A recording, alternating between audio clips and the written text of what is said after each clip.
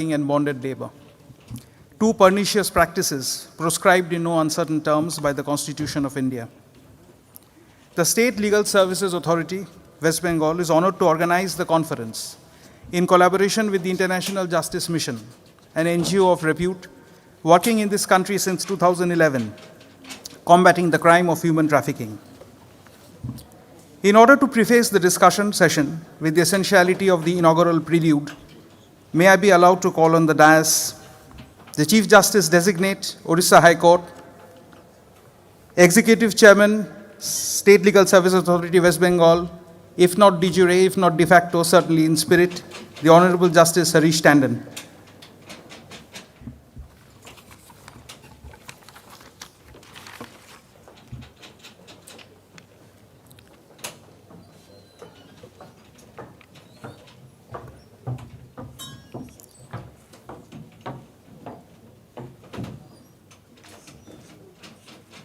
Next, may I request the Honorable Justice Shobhashachi Bhattacharya to kindly come on the dais.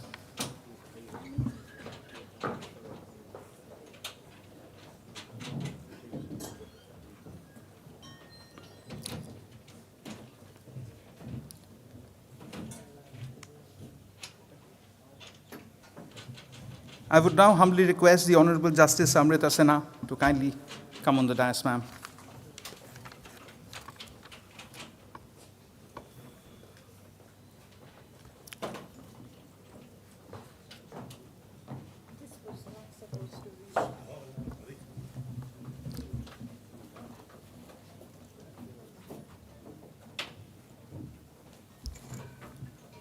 Commander Ashok V.M. Kumar, Regional Vice President, International Justice Mission, would please come on the dais.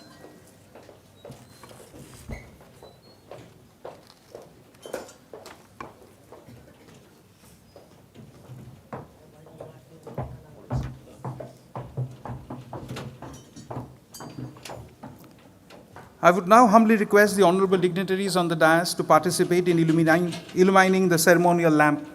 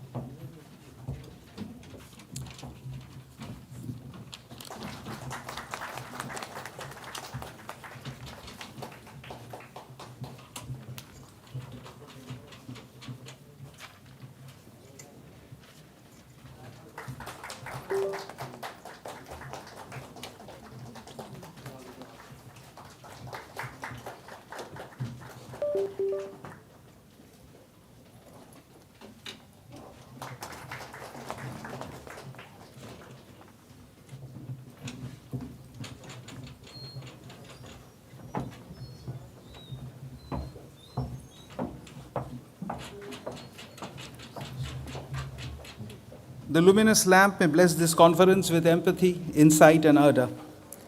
We now move on to felicitating the dignitaries on the dais. Dibyendu Nath, Registrar cum Deputy Secretary, SLSA, will do the honors for the Honorable Mr. Justice Harish Tandon.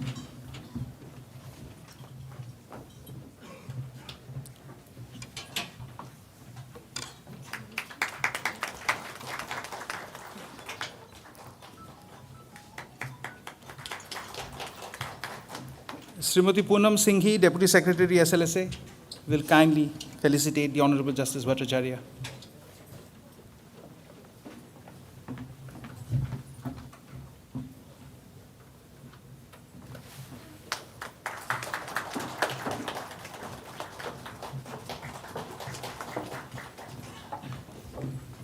Srimati Hemantika Shundash, Secretary, DLSA, South 24 Parganas, will kindly felicitate the Honorable Justice Amrita Sinha.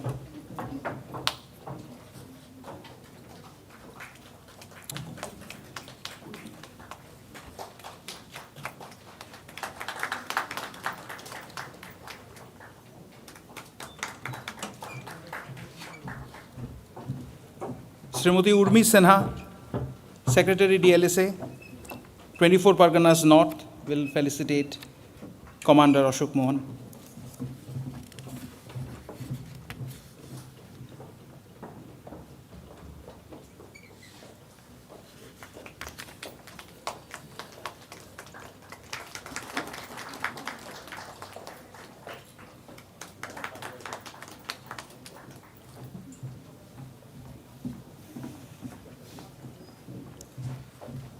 May I now request the Honorable Justice Harish Tandon to present his Lordship's keynote address.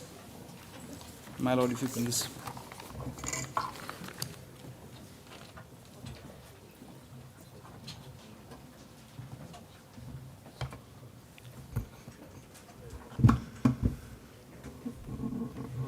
The Honorable Justice Shobhasachi Bhattacharya, my sister, the Honorable Justice Amrita Sinha, the other dignitaries on the dais and off the dais, ladies and gentlemen, very good morning to all of you. I do not know how to begin my keynote address because of uncertainty which has now prevailed in me. But there was a persistent request from my brethren fraternity as well as from the Secretary SLSA and the Honorable Chief Justice of the Calcutta High Court to attend this program. And the topic which was chosen, I think the Honorable Chief Justice was very keen to be a part of it, but because of his health conditions, he is unable to attend. So on his behalf, he just requested me to address all of you on this subject. This is a really a recurring problem and is a perennial in nature. It's very difficult to combat the bonded laborers issues, the labor trafficking,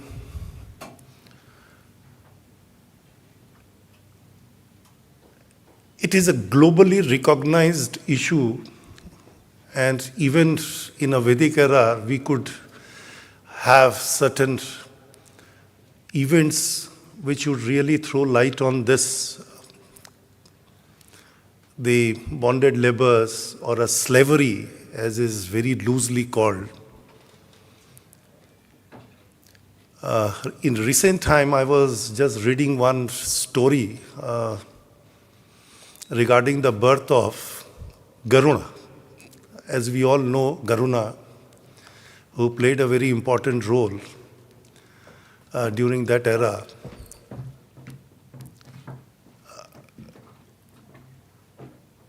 The Rishi Kashyap, the sage, she had two wives. One is a Vinita,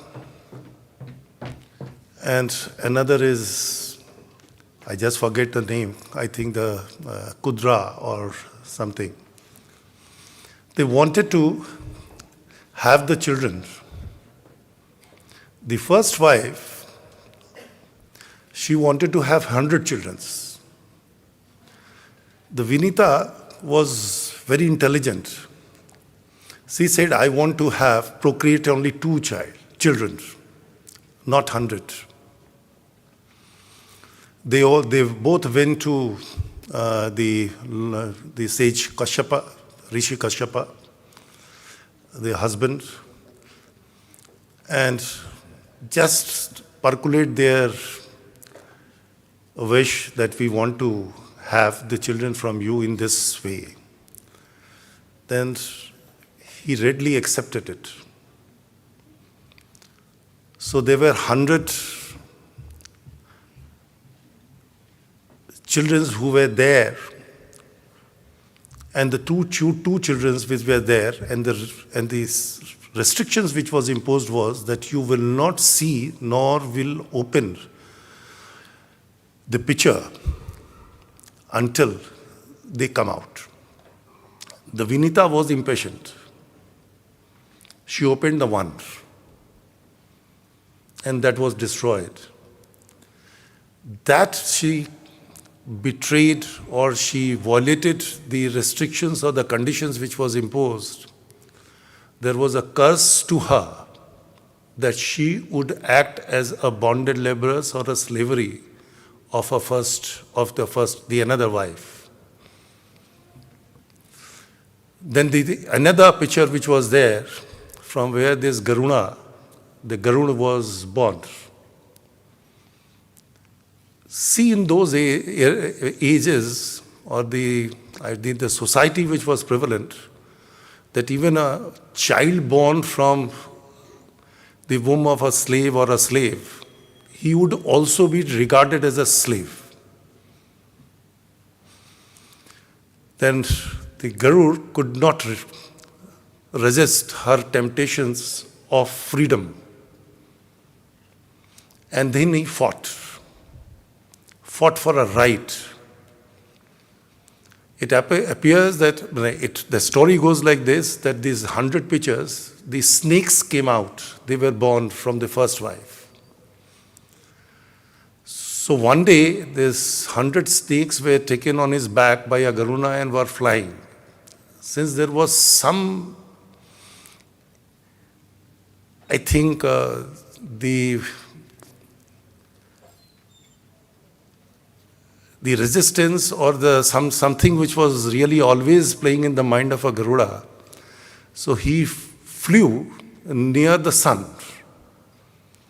So the snakes were, because of the heat, were getting, a lot of inconvenience, were feeling a lot of inconvenience. There was a burn injury which they were suffering.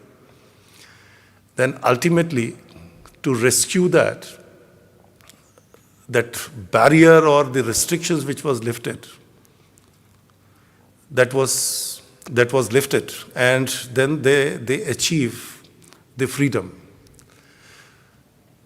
The moral of the story is that the freedom does not come automatically. You have to fight for it. Unless you fight for a freedom, you cannot diminish or eradicate the system of bonded laborers. There are multiple stories, as we read in our school times, about the Mahajan and the farmers at that point of time who have taken a loan and then could not repay the loan, and then they were put to this slavery. And as a bonded laborers, they always, the whole life that goes, and it was not a particular life-centric, but it was a posterity who also suffered because of that. Lot of debate, the discussions, the discourse globally happened. It's not the case that we had the incidents in our country. It is prevalent all over the world. And then it was thought of that there should be some kind of a legislation or some kind of a steps that should be taken to completely eliminate the labor trafficking and also the bonded laborers, the slavery in other sense.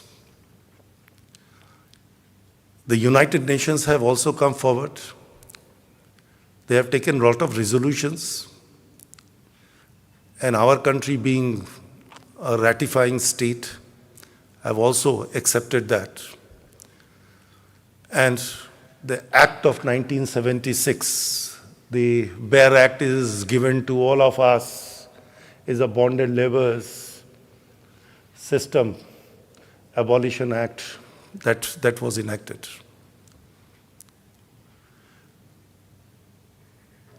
That's my personal feeling. The act is in place. The arduous task is its implementation. The legislatures made the enactment with an avowed object of a social security, the freedom, the economic security. But do we really achieve? This destination can never be achieved unless there is a collective efforts. And the second, which I believe, is that a synergy amongst the different departments of the governments is also required to be established. Otherwise, we cannot fulfill the avowed object for which this enactment has been made by the parliament or by the state.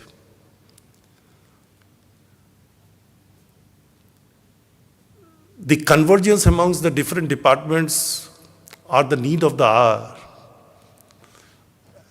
and they should work in tandem. Otherwise, one department shirks responsibility on the others, and the purpose is completely frustrated, if I say so, which we cannot conceive in a modern society.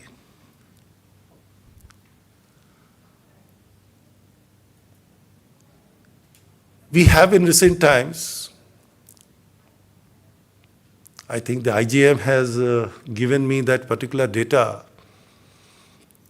is still experiencing the slavery or the bonded laborers prevalent in the society.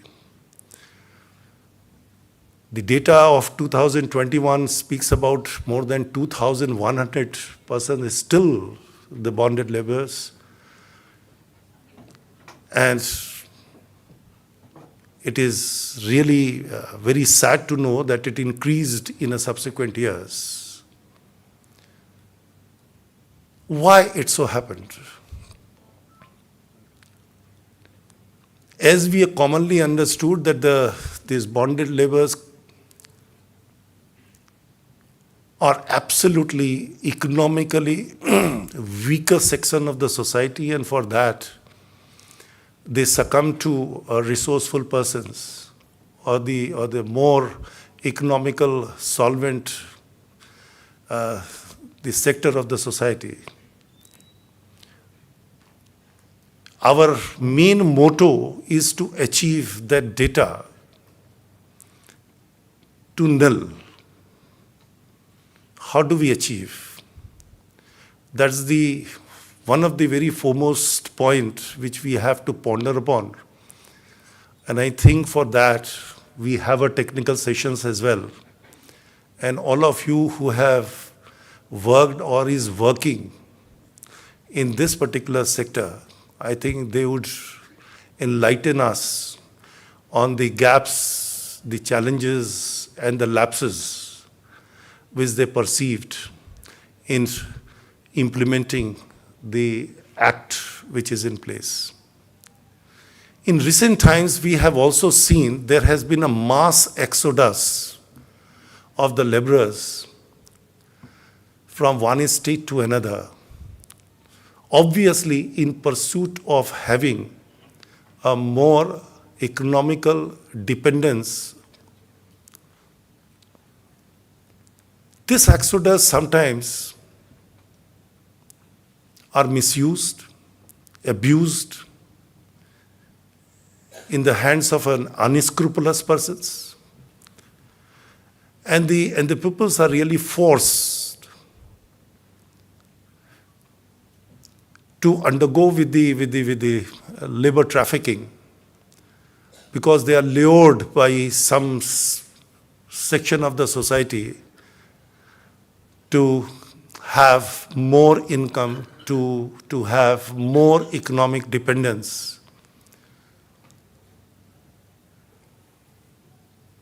We cannot deny, rather all of us who have really worked in this arena have seen that there is a vast disparity between a rich section of the society and the poorest section of the society. This disparity can only be controlled or addressed if we can create a bridge between them. How we can create a bridge?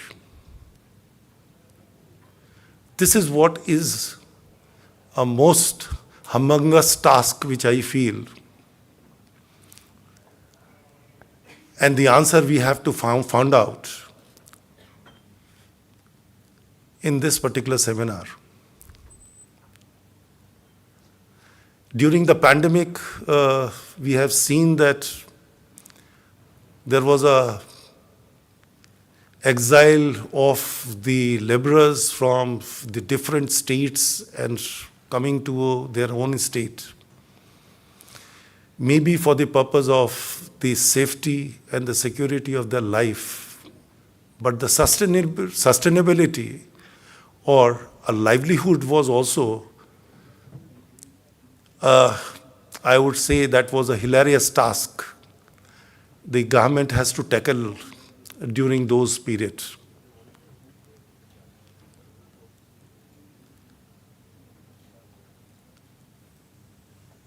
Every section is important in the development of the country, and the laborers also played a very integral part of it. They are very integral part of it. But the security and the safety and the freedom, that is also to be recognized. They should not fall prey to certain persons in the garb of this labor trafficking, nor they are supposed to be bonded laborers, as they have no one to raise voice for them. I think this is the podium. We can definitely raise voice for them and show that we are deeply thinking about their plight, their future, and the best which we can be done. I think we will take home some kind of a, the informations, some kind of a resolutions which we can take here, so that this particular act, which is there in 1976, is duly implemented, and the poorest section of the societies are benefited therefrom. I do not want to say many things. There are many experts who will share their views, and I would be keen to listen them for the purpose of having a better learning on this subject. And I wish all the best for this program. Thank you. Thanks all.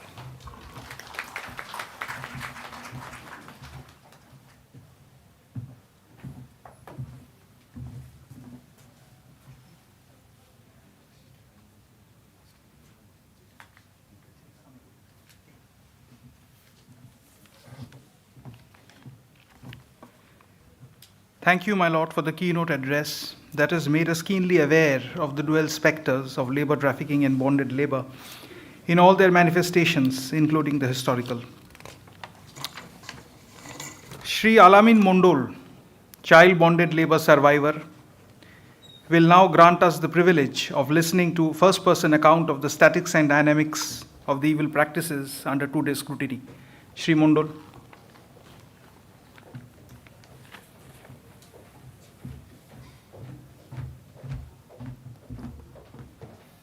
সবাইকে নমস্কার। আমার নাম আলামিন মণ্ডল। আমি এসেছি উত্তর চব্বিশ পরগনা থেকে। তো আমি চেন্নাই যাওয়ার কারণ ছিল বাড়ির আর্থিক অবস্থা কারণের জন্য আমি স্কুল ছেড়েছিলাম। 6-এ আমি ক্লাস ছেড়ে দিয়েছিলাম। তারপর থেকে 3 বছর সেলাই মেশিনের কাজ করি।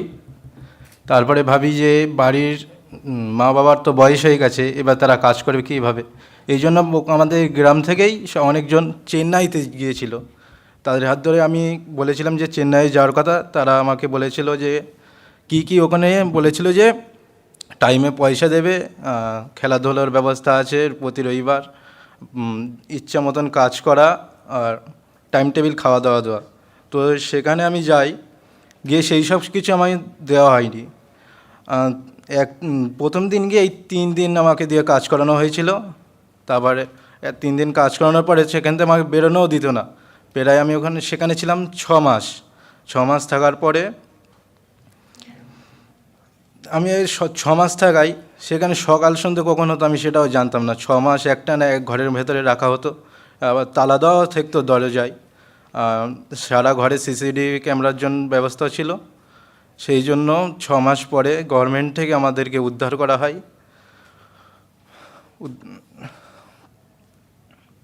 উদ্ধার করার পর আমাদেরকে হোমে পাঠানো হয়েছিল, হোম থেকে বাড়ি পাঠানো হয়েছে। এখন সরকার গভর্নমেন্ট থেকে কিছু আমাদেরকে টাকা দেওয়া হয়েছিল, সেই টাকা দিয়ে আমি এখন পড়াশুনো করছি। আমি এখন মাধ্যমিক দিয়েছি, সেই দিয়ে এখন আমার ইচ্ছা আছে সাইবার সিকিউরিটি নিয়ে কাজ করার। তো আমি এখন বেসিক কম্পিউটারটা শিখছি। মাধ্যমিক পরীক্ষাটা আমার হয়ে গেছে। আমি ভাবিও নি যে আবার আমি স্কুলে ভর্তি হব, আমি মাধ্যমিক পরীক্ষাটা আবার দিতে পারবো।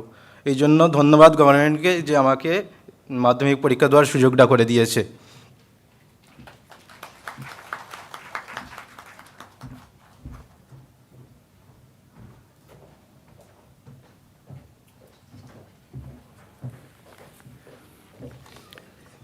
আলামিন মণ্ডল, তোমাকে ধন্যবাদ। This inaugural session would come to an end with the presentation by Commander Ashok V. Kumar of his views on the twin but interrelated subjects of this conference. The panel discussion, to be preceded by tea and group photo, shall be anchored by Ms. Merlin Frida, National Director, International Justice Mission. Commander, if you please.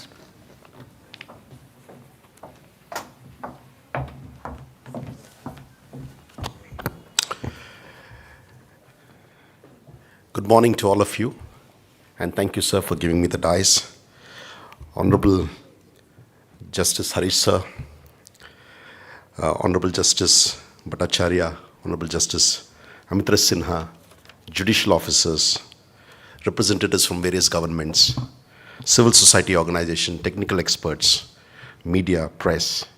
I want to just take this time to just share a few thoughts as we end this session.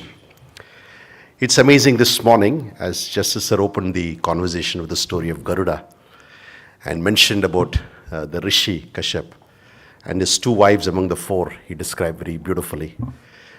It's interesting that history has shown us that bonded labor is prevalent through every age and period and time.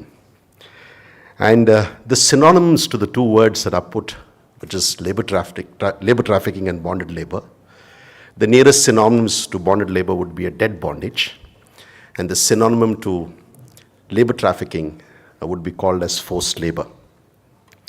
I do not know if you picked it up. More or less these terms looks like an oxymoron. 2 words have been brought together, and often the debate is how could somebody do labor and yet be bonded, or how could somebody go for labor and yet be trafficked. But it's almost like 2 words have been brought together, and the common word that resonates out of the both terms used today for the consultation happens to be labor. And labor has to be enhanced, and 2 enemies have to be tackled. I'm told by the Hindu mythology that when Vishnu married Lakshmi, he thought there was a lot of flow of cash. But he had a bigger battle to battle. The battle was, Lakshmi had a sister whose name was Daridra, and he was dealing with her in much more. As much as labor enhances, we have to deal with 2 problems of Daridra, which happens to be bonded and trafficking issues that have to be addressed today. In my session, I'm not going to cover much. I'm going to leave some few thoughts to tease your brains away as the consultation takes forward, and leave it to the experts to unpack it for you for the day. I'm going to talk about 5 things that are myths and which are not to be construed as efforts to eradicate bonded labor and labor trafficking. And I'm also going to cover 5 things which are specifically dealing as we consult on the subject of bonded labor and labor trafficking. I'm going to go slow so that it remains with you as the discussions go ahead. First and foremost, labor trafficking and bonded labor is not anti-labor practices. I just want us to be very clear. Often there is a misunderstanding that the people who are making these consultations are anti-labor. No, the idea is not to be anti-labor. So first and foremost it is not that we are anti-labor practices and we are not taking people away from their livelihood and sustenance. Second, labor trafficking is not anti-migration practices.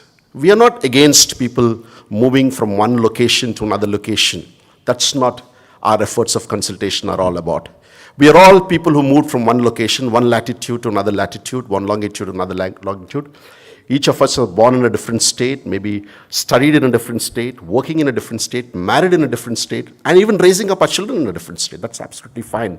I want to re-emphasize that we are not anti-migration practices, or the term labor trafficking and bonded labor doesn't mean that the efforts by all the judicial officers, by the law enforcement agencies, public justice systems are anti-migration. Third, we are not anti-industrial growth.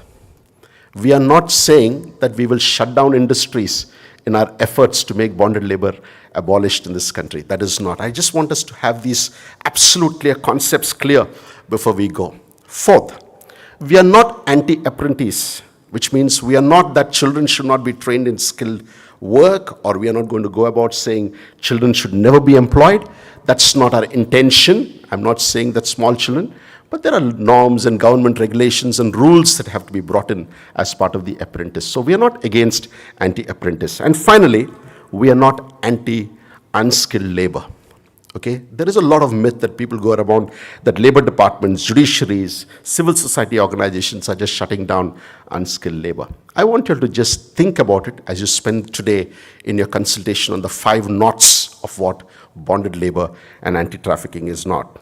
So what are the 5 things that we are making our effort? All 5 are guaranteed by the Constitution, which has been called out by Honorable Justice this morning in his open address. Very much framed, kept, protected, guaranteed for the citizens of this nation. So I just want to call what are the 5 things that we're going to discuss. Bonded labor and labor trafficking. We are looking at the subject from the lens of anti-violence and anti-abuse. Our focus is that there should be no violence to any woman or child or a man who's employed in the process of these 2 methods of labor that you're providing for people. We are anti-exploitation. We don't want people to work 8 hours and get paid only for an hour. That's why the nearest synonym that is used for bonded labor is debt bondage. We are anti-undignified labor. We want people to earn their income well with dignity and respect, that they could go back with their shoulders lifted up. And as judicial officers, these are guaranteed by our Constitution, and every law enables us to have this enforced. As the Honorable Justice Sir said, the act is there, it only needs to be enforced and brought into regulated process. Fourth, we are anti-unfair labor practices. Any kind of a labor practices that is unfair, whether it's debt bondage or restriction of movement, which are called out in the Bonded Labor Abolition Act, or child bonded labor or child labor, which are called out in the respective acts of the law. We are definitely anti-bondage and anti-debt.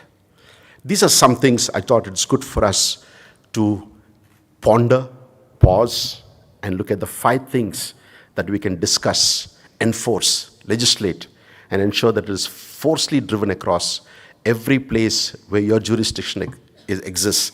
Whether you're a police officer, labor inspector, judicial officer when the cases come to you, ensure that we remain sticked onto these 5 things that we have to: anti-violence, anti-exploitation, anti-undignified labor, anti-unfair labor practices, and anti-bondage and anti-debt.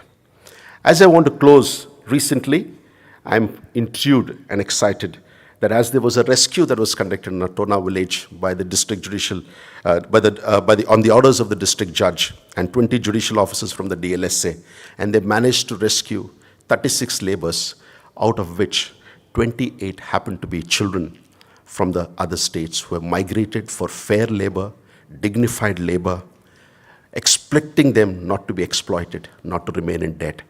And I want to take this time to say, we may be thinking that Garuda may be some years or centuries old story that Sir has spoken to this morning. Or Vishnu could be a Daridra story that we are discussing about 300 years or 400 years or centuries old story.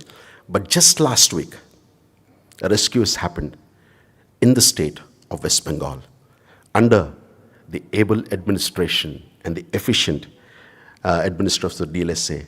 And interestingly, the 5 things that I've mentioned, which is anti-violence, anti-exploitation, undignified labor, unfair practices, and debt and bonded labor, were found in that rescue, right at the backyard where we live. With that, I want to close, and thank you, sir, for giving me this opportunity. Thank you so much.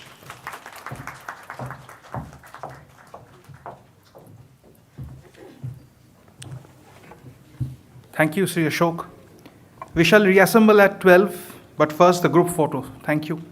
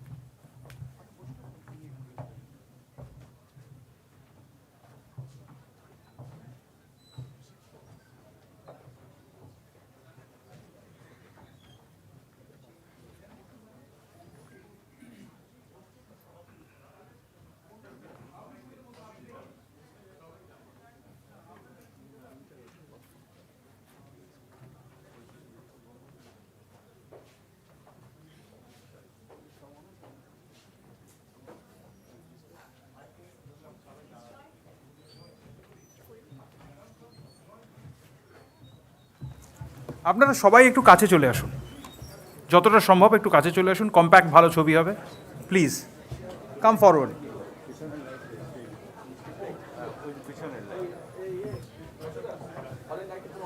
সাবিরবাবু, আপনি আপনার মতো করে বলে দিন না কে কিরকম দাঁড়াবে।